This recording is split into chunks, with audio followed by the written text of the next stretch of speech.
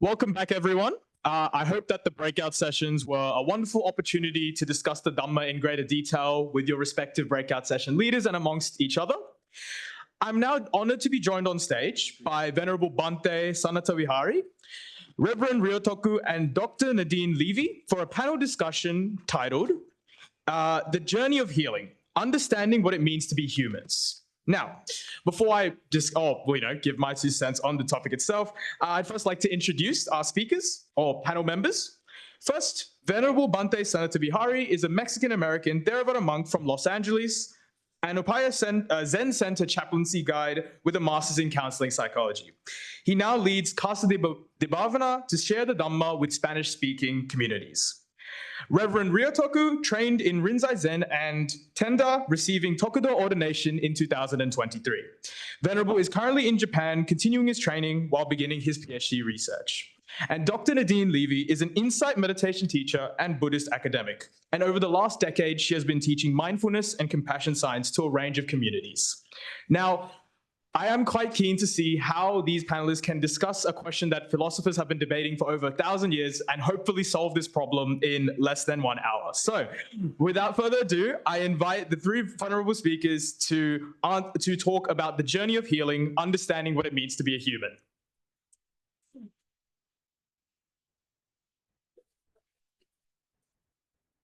Thank you. And ladies and gentlemen, this is going to be a very interactive session.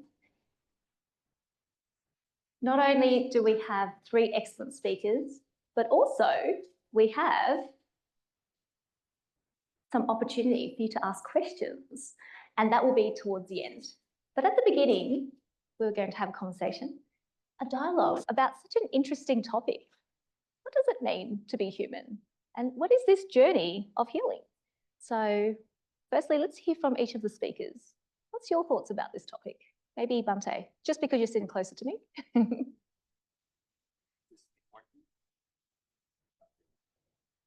There? Yeah, there we go. Yeah, what does it mean to be human? I think at the root of it, it means to be ignorant. Completely ignorant. Just stating the fact, right? It's not an insult. That's what it is. To be full of greed, hatred, delusion, which is ignorance, right? Recognizing our ignorance makes us wiser, right? So there's also an element of wisdom in being human. I mean, there's many ways in which humans or people are talked about. There's Pugala, which means just a regular person, which means an ignorant person. There's the Manusa, which means more like human beings. There's also like a sentient being, one that feels, as Bhante was talking about, satta, that we also share with other beings. And what we have in common with all other humans and all other beings is we share greed, hatred, and delusion and ignorance. So I think if for today, I'll be focusing on this great challenge that we're confronted with, right, as being humans. The suffering, the pain, and how to get out of this mess, which is the power of the Dhamma, actually, right? The good news that we can transcend this human condition, we can transcend our greed, hatred, and delusion and ignorance. So that's also part of being a human. We're uniquely placed in this state of both pain and pleasure, and we have intelligence. And for us humans in this time, we're born in a time where the Dhamma is available to us. So the doors to the deathless are open right now as a human being. Yeah. Bhante, thank you so much. So what it means to be human, to be ignorant, but also the journey of healing. Very on topic. Very good. Thank you. Thank you, Bhante. So Reverend Ryōtoku, your thoughts about this topic? So when I first hear this question, an answer doesn't really come, but the first answer that kind of comes that I would say is that the very asking of that question is what it means to be human, because maybe we are the only groups on this planet which even asks that question. What does it mean to be human? What does it mean to heal? In some sense, as we look at the animal kingdom or the world around us, we are quite an odd group because, as earlier mentioned, we're one of the only species who actively works for our own destruction. And so we, in a sense, have two conflicting natures that are always operating. We're constantly growing, expanding, seeking to explore ourselves, the world in which we live in. And at the same time, we're actively looking to seek to destroy, harm, destroy that very world, destroy our very selves and our neighbors, which is seemingly counterproductive to the other goal. So we are quite a paradoxical species, a paradoxical group. We possess a higher mind. At the same time, we seek to oppress the minds of others and prevent their own growth. In a sense, I see us as having two natures. One, nature of Mara and a nature of Buddha. We have these two natures that coincide and coexist. And the battle between those two is the battle of healing. Once the Mara nature can triumph over the Buddha nature, then the path of healing fails. And once the Buddha nature can triumph over our Mara nature, then the path of healing succeeds. Very good. Thank you so much, Reverend. So to ask that very question is to be human. Yes, you're right, because I mean, there's so many species in this world and we don't know whether they have that question and that intellect to do that. Very good with that reflection. Thank you. Okay, Nadine. Not necessarily have to be in line with that, could be completely different, or if you wish to respond in any way. Yeah, thank you. I think I come at it from a different vantage point, actually, which is what makes this panel so interesting because our backgrounds are so different. I don't really love universal questions. I'm much more interested in particularity. And so I can talk to what it means to be in this body with this mind right now. I can't speak on behalf of others. And so I think we need to be very careful, particularly as Buddhists or as humanists, to make broad claims about species or society more generally and human nature. And so I work in the social sciences, and there was a real turn in the social sciences away from this kind of macro theorising about human nature towards something that is more particular and specific, because we are made up of different configurations based on our experiences, our karma, our background, our conditioning, and I can never quite say what the experience of someone else is with any certainty. So that's the premise. In terms of healing, it's a very interesting question because I think we're overly preoccupied with this question in modern times, and it's partly because of the psychological turn. And a lot of us take that for granted. We think that psychology's been around for a very long time, and that particular way of constructing the journey and the psyche is universal and cross-cultural. But as Bhante Sanathavihari was mentioning earlier, there are stories or monomyths in our culture that shape the way we view things, like becoming whole or becoming integrated or healing ourselves. And so I'm a little bit more interested in looking at those from an objective, a bit of a distant standpoint. And I would say that these days, moderns are very fixated on this idea that somehow we're psychologically broken or traumatized, and we move towards spiritual paths or therapy in order to break what feels broken within the self. And the self is characterized very much in this individual way. And so I don't necessarily see a lot of evidence for that in early Buddhism. I think that there's a different construction of our experience and ways to work with it. So I think we just need to, I suppose, be critical of the question itself. Indeed, turning right on to that question.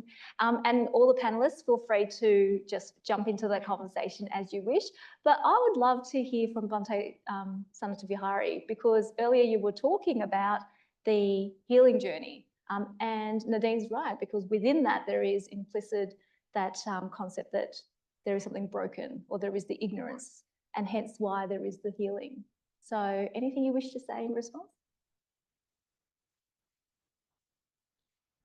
Yeah, it's a mixed bag, as Reverend was also saying, right? The Mara nature and the Buddha nature. And if we look at it from a karmic perspective, as Nadine was saying, then we all have our unique karma. You know, it's no two are alike. So I think there's a way to universalize also all of our different perspectives and bring them into harmony.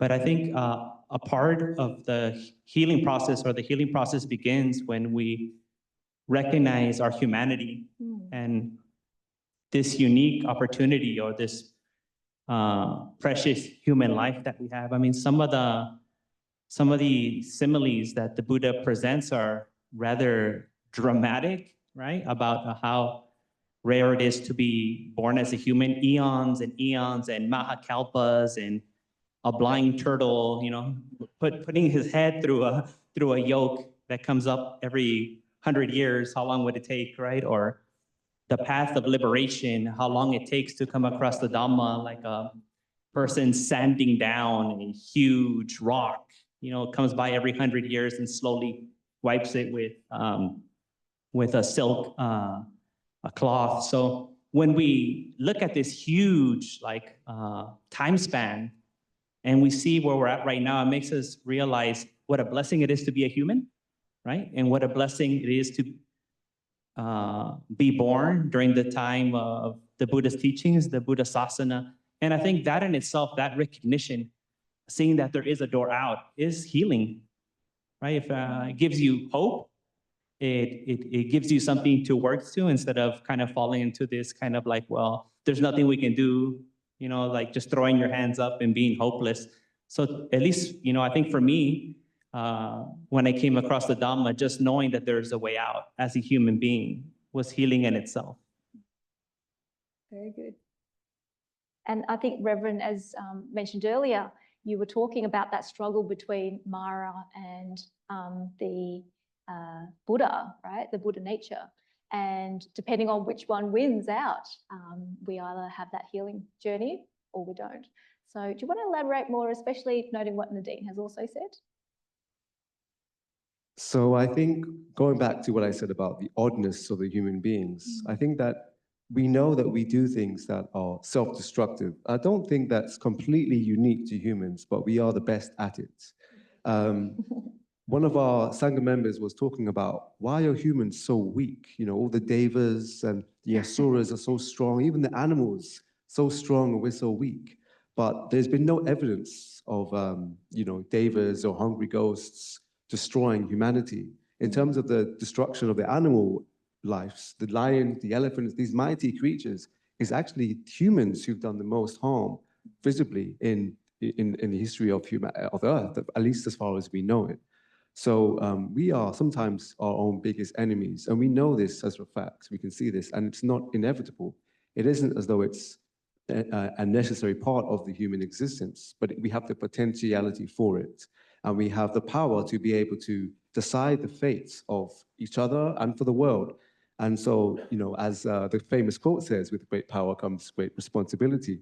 And cheesy as it may be, it's very important that we have a responsibility, we have a duty in order to be able to, you could say, do the right thing to provide the capacity for liberation for others, because we can do that. The human existence, as mentioned, is a special one, and we have privilege with that. And we should use that in the correct way to be able to make sure that most people live without suffering, especially suffering that we ourselves are manufacturing. Thank you so much, Reverend. Nadine, there's still a lot of generality, isn't it? No, I loved it. I loved it. So I do live between those worlds, the universal and the particular. I'm somewhere in the middle. And I probably do tell people what to do as well, thinking I know better.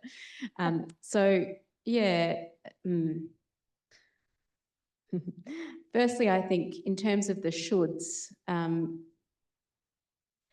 I think we can connect with our own experience in terms of what might ease our suffering and what might encourage more tenderness. And I think that once we've navigated that within our own lived experience through experimentation, through trying on some of these propositions that you've both offered, through looking at the suttas, through looking at whatever stories inspire us and touch us, and playing with these ideas and testing them in our own experience, then, and we have some kind of evidence-based in our own experience that these things work, then I think that's a very fine thing. And I'm not trying to say, you know, psychology doesn't work, though maybe that's a Freudian slip in itself.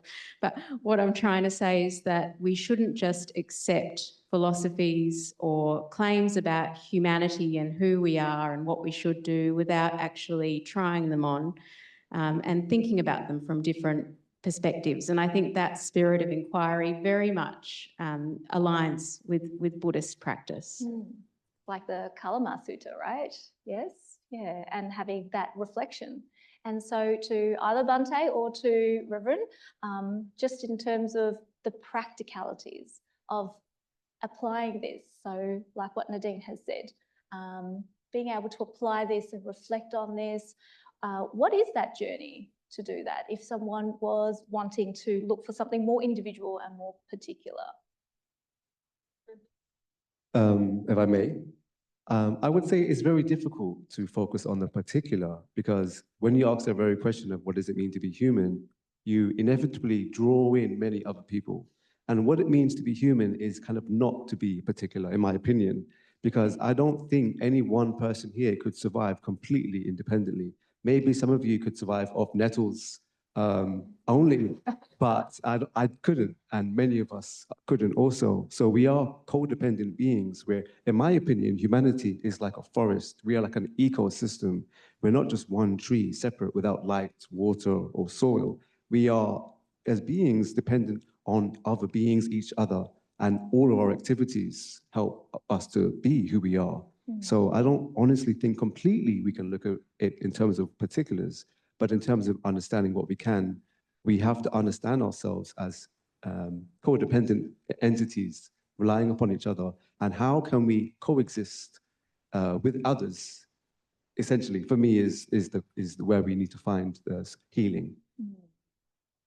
But that theme of interdependency, Nadine, you're not suggesting that that's... Oh, no. I didn't mean, when I said particularity, I didn't mean individualizing. I meant that our psyche is particular, that often universal propositions don't actually apply to all. And often what happens to me as a feminist is that as soon as someone starts to tell me what it means to be human or what it doesn't mean to be human, I just start zoning out. And so I am more interested in someone asking me a direct question about my experience. And I think I have that reaction actually even to like books like Homo Sapiens. I'm like, oh, what, you know, like human. And so I think that it's partly because my training in gender studies has meant that the term human has largely related to a certain type of human in the research in the past. And so these days we're looking at different identities in a fuller way. So that's probably where I'm coming from. And I just want to say, in response to your comments about interdependence, totally, yes, 100%. Yes, agree. And the Buddhas, they often talk about the Buddha the Buddha Dhamma as being timeless. It is this universal truth that applies throughout the ages. It is something that applies to all beings, because we all have what Bhante Sanathavihari was talking about, greed, hatred, and delusion.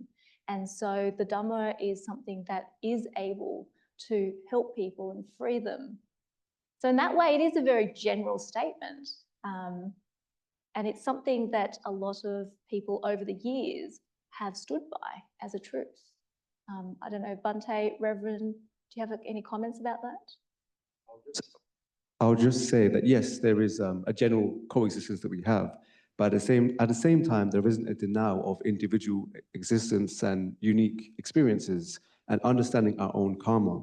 And each of us have our own unique journey that we've gone through, and therefore our own ways in which we interact with the Dharma. The fact that we have so many people here from different traditions and different backgrounds is a testament to the unique experience and individuality in which that Dharma of one flavor can be accessed.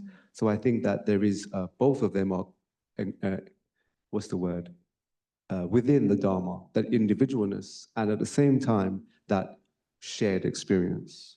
Would you say that there is one taste of the Dhamma, but then there's also all these different visions and diversity that meets the particular as well? 100%. Maybe I worded it incorrectly. When I say the one taste, I guess it's the great ocean that perhaps has different tastes, but it's the one ocean of Dharma that manifests here and there in all sorts of different forms as necessary for the way in which we need to receive it. But it's only there as a means for us to be able to access the one truth in this instance of healing. Very good. Okay. So we've dissected this question and we've analysed it.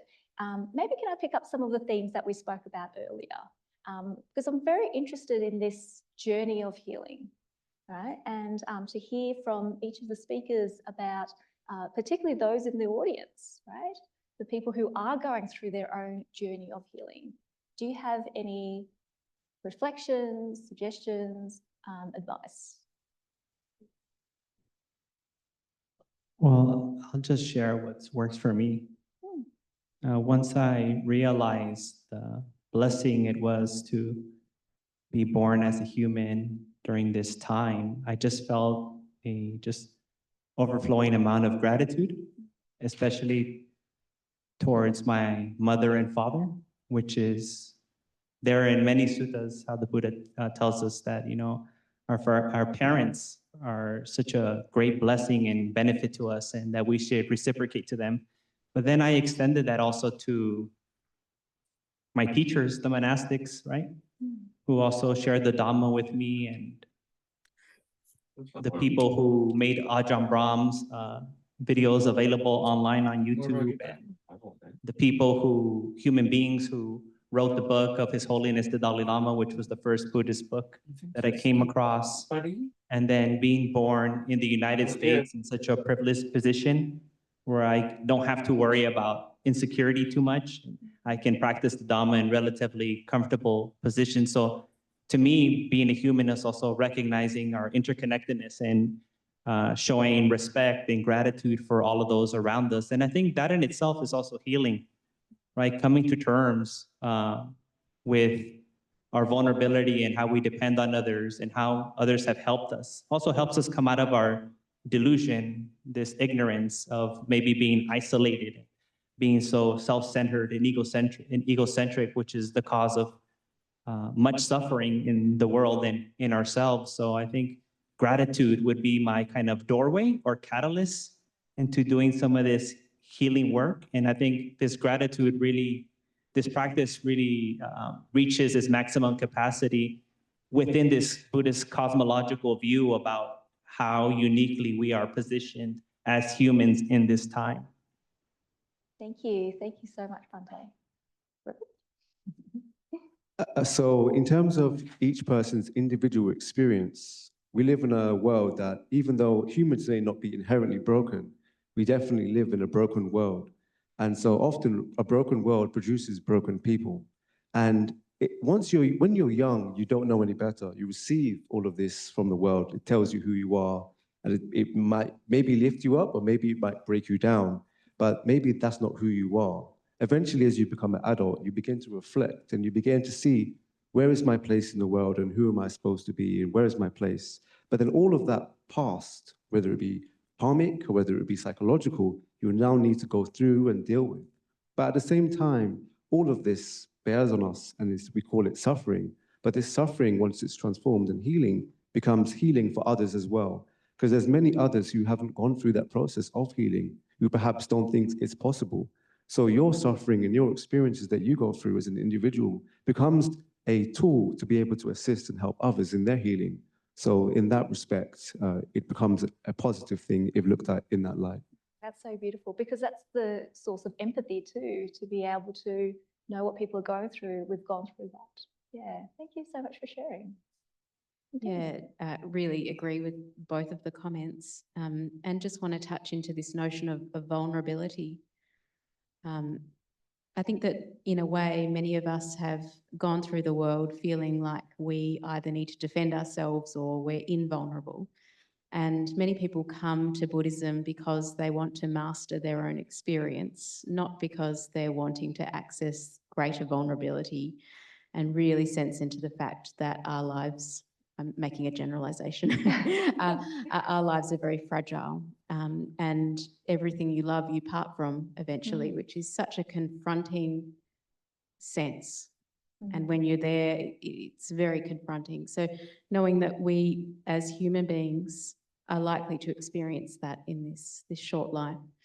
And so for me, the path of healing, I think, really started later on my path when I realised that I needed other people, and that healing is not something that just happens on the cushion.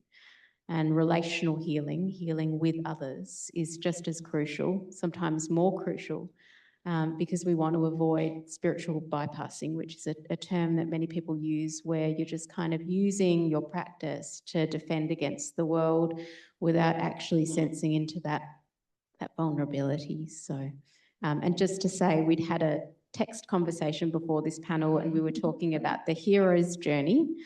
And I mentioned that I read a wonderful book called The Heroine's Journey, and that path, to me, it resonates more with Buddhism than the hero's journey. And it's about, so it's a myth, obviously, and you see it in various movies and books. And it's the idea that you try and slot into a male-dominated world by being invulnerable and tough and succeeding and being competitive. And eventually, after slaying a few dragons, you realise that the path is actually a path of softening and a path of integrating the feminine and masculine principles, if you want to use that language. And so we're actually moving into the depths of experience, as opposed to transcending up into the skies. And so that path's been really beautiful for me personally. Yes, that is very beautiful. Yes, so that kind of reflection, not just being external and being strong, and like what you were saying, having that mask on to show that we are not subjected to vulnerability, but touching into that softness. Yeah, so beautiful. And you mentioned also about spiritual bypassing. Bit of a plug, Bhante Sanathavihari, I think you're talking about that tomorrow, aren't you? So if you want to know more about that, come tomorrow. Okay, so I'm just noting the time. I think it would be really wonderful to open up to the audience if anyone has any questions. Oh, right up, okay. So we do have some mic runners, so we can get the mic over to you. And if anyone online has any questions, we haven't forgotten you either. You can also pop your questions into the chat.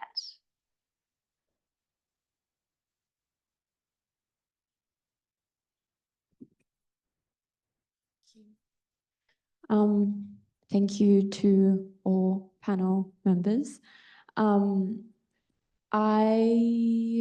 My question is about, I guess, the extreme polarities that seems to exist in being human, and the wrestling of these extremes, in particular, attachment, interdependency, relating to others in this soup of relationship that we're in. And I guess also thinking about being, what it means to be human, for me, it feels like a constant process of becoming with others. Like I'm not just born, which is weird to say, like I'm not just born human, even though I am, but I'm not, you know, like, does that make sense? Like a dog is kind of just born a dog and it doesn't really have to, anyway. So I'm just waffling on. Yes, the question, how to exist in these polarities and how to find freedom in the attachment and interdependency that we exist in. Thank you for the question. Okay, anyone? So I believe that this polarity, these two extremes, are inherent in human existence, as mentioned earlier. So there is no one easy solution in order to fix it. And as we see in our modern day world, that polarity is one of the defining factors that's very common and pervasive. And as time goes on, it hasn't improved. In many ways, there has been more extremes and polarities in our world. So how do we fix it? The short answer was wisdom. But seeing through the veil of the polarity, seeing through into the truth itself is the answer. And personally, I find that the way to do that is looking into the veil of our own self. I feel like the attachment and the aversion outside, trying to see and perceive how that works, your mind will become lost in all the divisions and polarities and extremes in the world. But as we look within ourselves, at least trying to look within our own, the source of where these come from and seeing through them, for me, that's been my useful way for understanding how to deal with the polarities of our mind in the world. I hope that helps a little bit. Thank you, Reverend.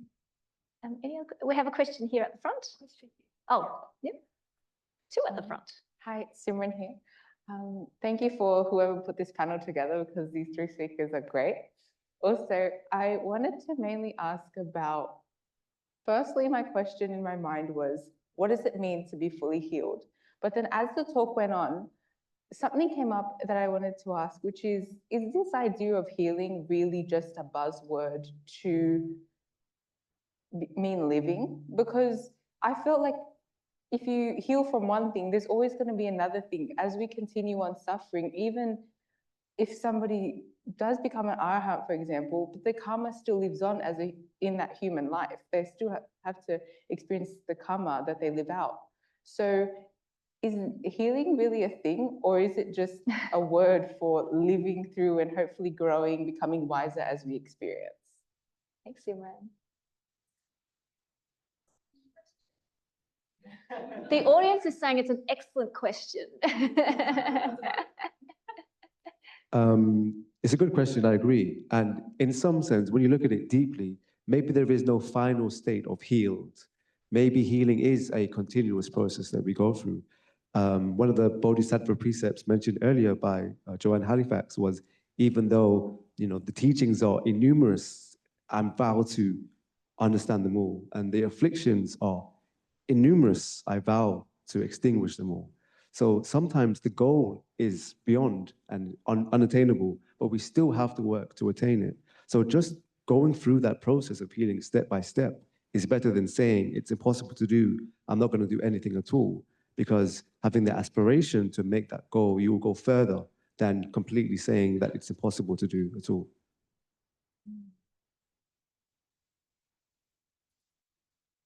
I also want to share in this kind of suspicion of these kind of words, like self-care, healing, and all this, I think a big element is like trends and marketing and all this other kind of stuff.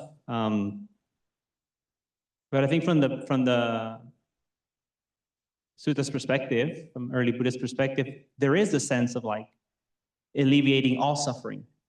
You want to call it healing, you want to call it enlightenment or whatever, but there is this sense of overcoming all suffering. And so that is available to us. I think a lot of times it's like we have a certain idea of what healing means or what enlightenment means or awakening means. And there's where like it's not so clear, right? It's not so clear. These terms can mean so many things to different people. So I think it's just kind of, we get kind of caught up in all these ideas. And I think for me, it's just been kind of keeping it very simple, like overcoming all suffering, right? All dukkha.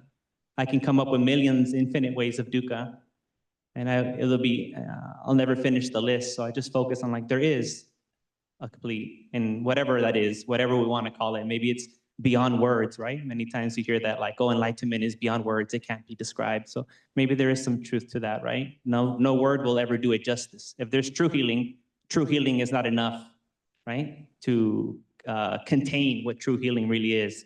It's just something that we're using for the moment to kind of fill in that sense of security that we need. Thank you, Venerables. Yeah, it's an interesting metaphor and it's very compelling to certain people at certain points in their life. It's a bit boring to me now, being healed. I go for other things, but I think it serves a psychic purpose for some people. And I guess, you know, the yearning for healing is an honourable yearning, because I think we're wanting to cease our suffering and cease the suffering of others. And so I would applaud that. But I think that the desire or the yearning for healing might change over the course of someone's life, depending on the stories that they adhere to at any particular time. Great question and great answers. Thank you. I think there was a question here at the front too. Thank you. I'm also really fascinated by this topic, and I'm not sure whether the doctor is a medical doctor or a PhD doctor, but from either angle, the definition of human is actually quite hard. And I really appreciate your comment about Homo sapiens. I have the same reaction, because I personally don't think humans exist. I think that's just a concept. But I'd be interested in what you think about the idea that the Buddha Dharma is not actually for humans, because that's how I see it. So compared to other world religions, which are all about humans, the way I see the Buddha Dharma is that it's for sentient beings who are suffering. It's not anything particularly to do about humans as such. Although the Buddha was a human, if you believe that term, but it's not for him or for us. It's just a generic teaching for any sentient being that's suffering. Interesting proposition. Anyone want to tackle it? I would say that, as mentioned earlier, the Buddha's teachings is a response to questions. Very rarely the Buddha would just randomly just start teaching just out of the blue. It would be a response to a problem that was arisen. So in theory, if a Naga or a Garuda or a snake or a bird came to the Buddha and could speak and ask a question, the Buddha would respond and give it an appropriate teaching. So I think that I agree that the Buddha Dharma is technically not for human beings. It's the teaching as received from us by the Buddha are the teachings based upon what's appropriate for the audience who asked that question in order for them to attain liberation from whatever suffering availed them at that time. Okay. Thank you. All right, next question.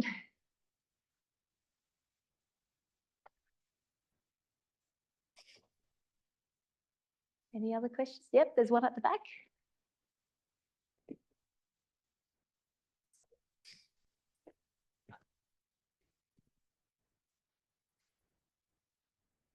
I don't know if this is a question or a comment, but what you were saying in your question about not being born human, I think it connects with when we talk about gender not necessarily being about biology. We are made human by the circumstances of our lives. There is biology, but then there is the construction of us through our experiences, through childhood and on up into, in my case, 67 years. And so in a sense, what we're doing with Buddhism is saying, how can we deconstruct that human and create a human that we're happy with, or that's acceptable ethically, morally, and otherwise. So I thought that was beautiful. You're saying not being born human. I thought that was really, really deeply insightful and was very inspirational for me in saying what I just said. I don't know if that counts as a question, but I'm curious about how you respond to, as experts, I'm just a nobody, and see what you feel about that idea of that we're deconstructing our humanity in order to make something, in some ways, ethical, moral, and getting beyond how we were constructed by the karma, if you like, or the dharma, of our past, and how that constructs us as humans and how we deconstruct that imposed humanity to make new humans. Interesting. Another interesting proposition. Can I add to that, which is adding that question, and also, are we deconstructing for the purpose of creating again? Okay, so I think Nadine's ready. No, something just came to mind. I'm a nobody too, by the way. Feels pretty good.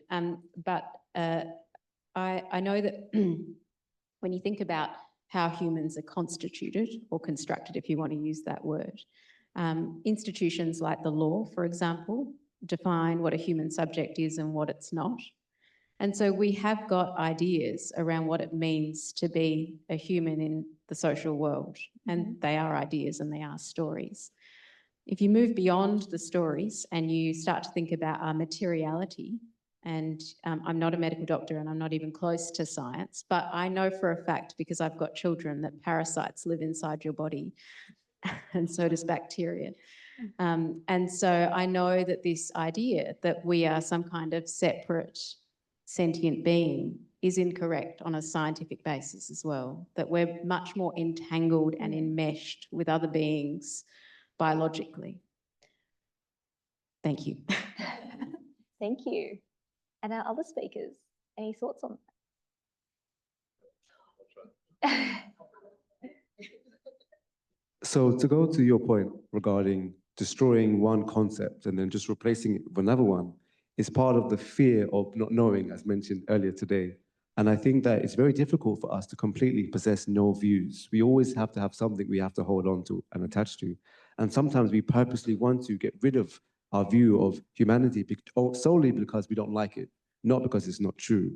And fundamentally, I think throughout the different traditions, there's been a different discourse on what it means to be human, what it means to be a Buddha, where we have in the later traditions, the two of them essentially not being at all different, where instead of completely removing the human nature, the traditions focus on seeing oneself as a Buddha, as being the fundamental truth, which may be true, but at the end of the day, it's what is it that binds us? And the Buddha, in some respects, represents liberation. And liberation, in some ways, is better than the concept of enlightenment. And we're liberated from all views, even eventually the view of us being a Buddha.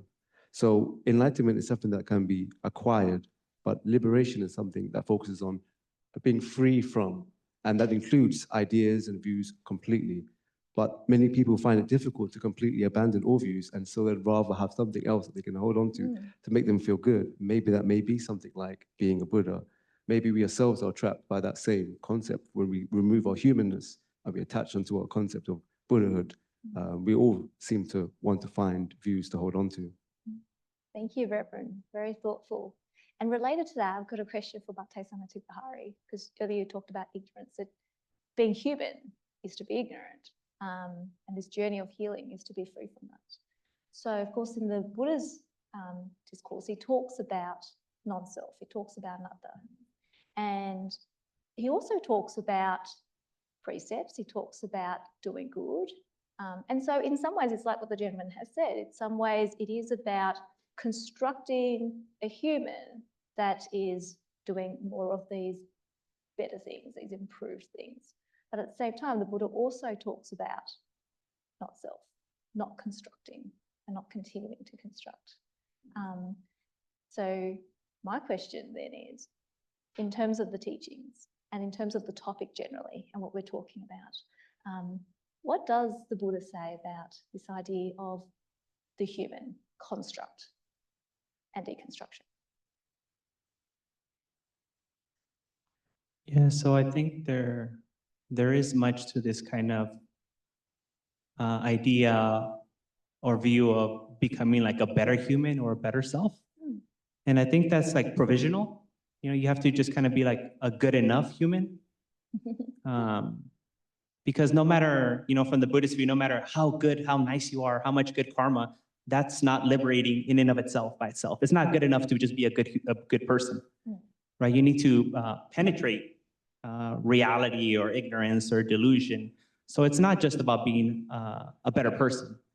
It's being a better person to create, you know, this kind of environment or this inner kind of psychology to be able to see what's actually happening and then be free from it. So that does involve deconstructing to some sense. I mean, just kind of like analyze it and see what makes a human. And, you know, the Buddhism does that in many ways. We have like, you know, nama rupa, and we have the five aggregates and all these different ways that we can deconstruct. But it's not necessarily to be a better person, you know? It's to actually like not be a person or to realize that there's no human to begin with, right? There isn't like these categories of different beings, and that suffering is not necessary. So that would be like my take on the purpose of like deconstruction and construction. We construct just good enough so we can see things and be free, be liberated. But beyond that, it's kind of, then you maybe overshoot and become a deva, right? Or you become a Brahma, and then you have to like kind of start all over again. Yeah. Wonderful. And so we come to this topic about human, but we've heard a number of people say today, actually, human is just a concept. And is that something that we all agree with as a panel, or do you have some alternate views on that? I don't know. I think it would be said it's a useful designation, and all terms essentially don't point to anything real, completely, absolutely. But we have to use names and words to describe things. And so therefore, in that respect, it's a useful designation. I think that's a bit reductive. To be human is simply a concept. That doesn't feel right to me either. There's something about the more than human world here, I think, that we need to think about, and we need to look at the history of the term human and human exceptionalism, particularly in the Judeo-Christian tradition. And so that term human has been pitted against non-human, and people have used the term human to justify controlling the more than human world and using it for their own advantage. And so it has some kind of ideological significance. So I wouldn't just put it in the basket of, oh, it's just a concept, let's forget about it. I actually would think about the genealogy of the term and how it's been used, misused, and how we're using it right now. You know, are we using it to good effect? And what are the ethical dimensions of this term? So let's not throw the baby out with the bathwater, I don't think. Interesting. Now we've got time for one more question. We've got two questions. Maybe if I could just ask if you just keep the question short. Thank you. Yes.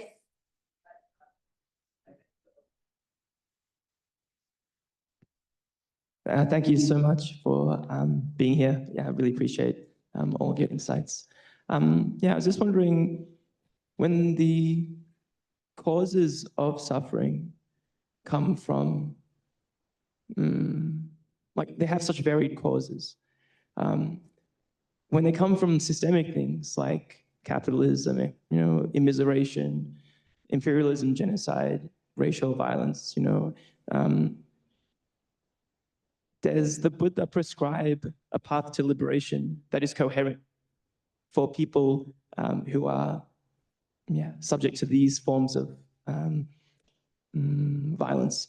And yeah, I guess maybe the last thing is that it seems that the places where healing seems possible are places whose life worlds are dependent on the death worlds that allow that practice to happen. You know, the leisure time, the like safety. It's sort of dependent on the insecurity, the precarity, and the death of other places. So I always find it really difficult, I guess, with the murkiness of practice in those contexts. But I'd love to know, like, well, yeah, what would the Buddha Dharma approach to someone in both of those situations, the death world and then the life world? What would that look like? Yeah, thanks. Death world and life world. It's an interesting way to view the world. And at least one way of viewing samsara, at least our world, the human realm existence, and within the 6 realms that seem to exist, is that each of the 6 realms, whether it be the Deva realm, Asera realm, all the way down to the Hell realm, all of these realms exist within this human realm. And unfortunately, there's some people who live in this world who suffer like as though they were in hell. And there's people in this world who enjoy as though they were in heaven. And this is the unfortunate reality that we live in. And as the Buddha states, is that the human realm is the most ideal realm to receive, to understand liberation and to achieve enlightenment. However, not all people within the human realm get to enjoy the fruits of the human realm. And so the idea of trying to change that so that all people can at least benefit and be able to participate in that, that itself is separate from the path of liberation.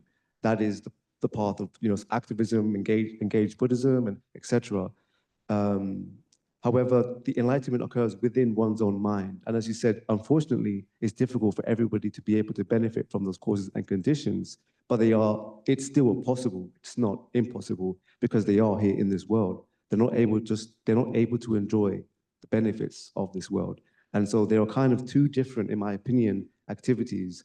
That path towards enlightenment is readily available to all within their mind. But then the causes and conditions for them to realize that have been prohibited and restricted.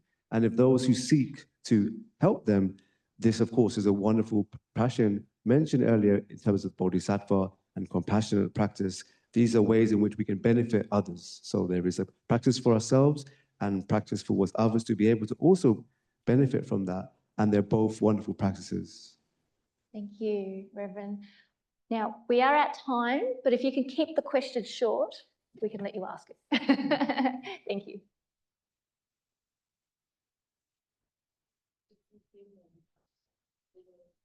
Oh, if you could just speak into the microphone, thank you. Thanks. Being human, I'm realizing it means to be making mistakes constantly. I really like to hear from any or all of the panel members about how mindfulness helps us to maybe not make so many mistakes or to rectify it, and how that would help in our path to healing, to healing as well as maybe to attain nirvana or whatever the final goal is. So the question relates to how to, in essence, how mindfulness can be used for our healing.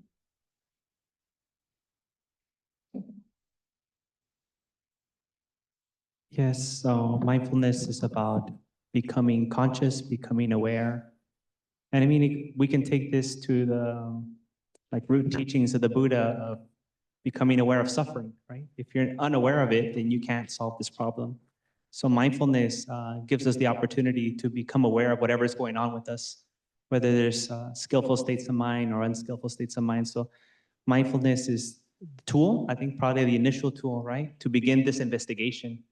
So it's a kind of like the platform or kind of the launching station that we use for future practice. So it's a very fundamental practice. And it just helps us realize, come out of our ignorance and see that there is a problem there. And whatever problem it is, we can address it once we're aware of it. Very good. And to add to that, once we are mindful and aware of the mistakes, as mentioned, they are inevitable. It's part of being human. We can start to learn from them, understand where they came from, and understand how to not do that again. So learning from the mistakes is important, essentially. Thank you. Okay. Did you? So that's time, but I just want to say thank you to all of our panelists. The discussion and also answering the questions, very thought-provoking. I think it got a lot of people thinking as well, and maybe we'll continue to be thinking about this question about what it means to be human, but also this healing journey. What's that all about? And is that really what it's about? So thank you all for your questions. Thank you, panelists, again. And I will close this panel session, but I just want to also give you some gifts and presents. So all of these speakers, all of these panelists have also offered teachings at the Metta Centre. So this gift is not just to say thank you for today, but it's also to say thank you for all the support that you've given to the Metta Centre over the years. So, Bhante, this is for you. Reverend. And to Nadine.